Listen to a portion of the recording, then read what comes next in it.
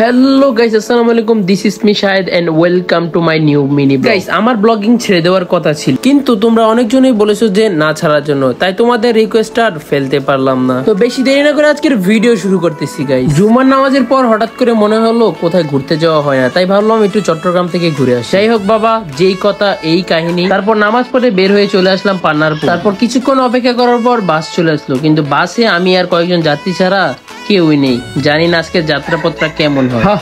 আজকে চেহারা যে পুরা কাইল্লার মতন লাগতেছে, আমি নিজেই অবাক হয়ে গেছি। কি অবস্থা রে ভাই। যাই হোক, গাড়িতে অনেকক্ষণ অপেক্ষা করার পর রেস্টুরেন্টে নামালো প্রায় 2.5 ঘন্টা পর। যাই হোক, এখান থেকে কিছু কেনাকাটা করে চলে আসলাম বাসের সামনে। পরপর একটা না 3টা বাস চলে আসলো, কিন্তু দুর্ভাগ্যের বিষয় একটা সুন্দরী মেয়ে এলো না। ভাই, আমার কপালটাই খারাপ। আর গাইস, আমার চট্টগ্রাম যাওয়ার কোনো কারণ নেই, কারণে হচ্ছে যে মেয়ে দেখার জন্য যাচ্ছি। যাই হোক, আফসোস করতে করতে আবার উঠে গেলাম বাসে। আমার ফোনে তেমন চার্জ ছিল না, চার্জ ছিল মাত্র 13%। আমার পাশে এই দাদুটা বসেছিল।